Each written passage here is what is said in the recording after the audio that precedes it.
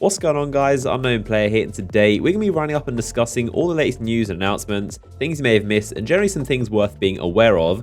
So firstly, let's go over some more info that just came out from the Bungie blog post. They gave us some news about what to expect in the coming months and weeks for Destiny 2.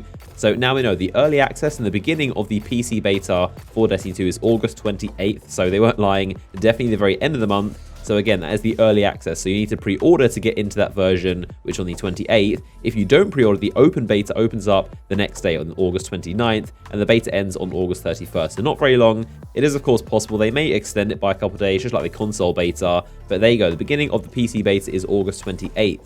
So they also released and talked about the very minimum and also recommended specs to run Destiny 2 on your PC. So what kind of CPU, GPU, and also RAM you'd need. The very minimum they recommend is an i3, also a GTX 660 and 6GB of RAM. And the recommended to run it kind of decently at even better frame rates and slightly better graphics would be an i5, GTX 970, and 8GB of RAM. Obviously, the more the better, but these are kind of bare minimum and recommended to kind of run the game at a base level. If you do want to run it at the highest level, the same stuff that was running at the reveal event and also E3, the Bungie event machines are running on 700Ks and also 1080 Ti. So of course, very expensive stuff, but it does look incredible at 4K uncapped. So those are some details about the PC. We finally have some release dates for the actual beta itself. So next up, I want to take a look at a bunch of really cool weapons and things you probably missed in a trailer that came out, releasing some more pre-order bonuses for Destiny 2. Of course, yesterday we got the reveal for the Cold Heart Trace Rifle, a brand new laser beam weapon, which I covered in yesterday's video. But they also released a trailer showing here a bunch of really cool skins and weapons we never actually seen before. Firstly, we can see the Scathe Lock, but new in a kind of black and silver look. There's also this secondary Ceros hand cannon we had in the beta, but this time gold and red. Now, this grenade launcher is where things get really interesting. Not only is it gold instead of the blue we've seen before, but if you look very closely, you'll notice that's an Iron Banner crest on the side of this weapon, which very carefully was snuck in here. So this could very well be the Iron Banner grenade launcher, but I'm not entirely sure because the player goes on to then pull out this Ceros sidearm, which is a weapon we've never seen before. But again, if you look very closely at the back, it's hard to recognize, but that is another Iron Banner crest with the trees and the wolves. So not really too sure what's going on here. It's really strange to see foundries like Ceros mixing with Iron Banner. It is possible that this gold shader on all the weapons we're seeing in this trailer could be an Iron Banner weapon shader that simply turns all weapons gold. Maybe it adds the Iron Banner crest as well as a side effect, which is why the symbol is there, but I'm not sure. Let me know what you guys think down below. Why do you think all these weapons are gold? And some of them have Iron Banner crests on them when they don't really look like the typical guns would see from the Iron Banner itself. So let me know what you think about this, but definitely some really strange things I noticed.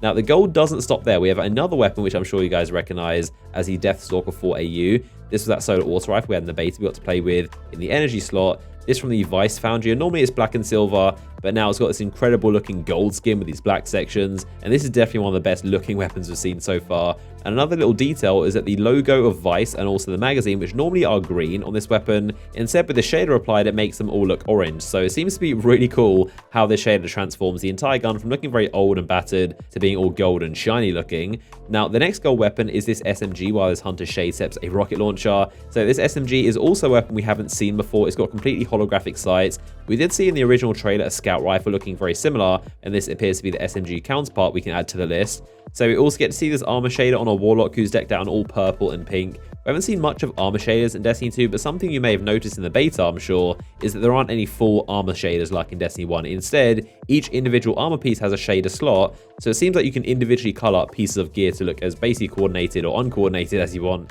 So I'm sure most people are going to have the same shader across all their gear, but some people, I'm sure, are definitely going to have different colored arms and legs and just basically be a mess of colors all over the Guardian. But there you go, a quick look at shaders, which we don't see too often inside Destiny 2. So yet another gold weapon that appears to be decked out in this very shiny gold shader is this rocket launcher on the drill section of the strike. And you may have noticed this thing bears a very striking resemblance to the Gjallarhorn from Destiny 1. Obviously, it isn't the Gjallarhorn. It does look a bit similar with the model and the kind of way it fires, where you hold the thing. But I don't think this weapon's even exotic, to be honest. It's probably legendary. But either way, another gold weapon and a pretty cool looking rocket launcher. Now, something else in this trailer is that we do get to see a sneak peek of potentially 4 different Crucible maps, which have never been revealed before. We haven't seen many of them in Destiny 2, but this one appears to be around a Cabal facility and also the European Dead Zone. And you've even got one of those Cabal cannons that launches you across the map.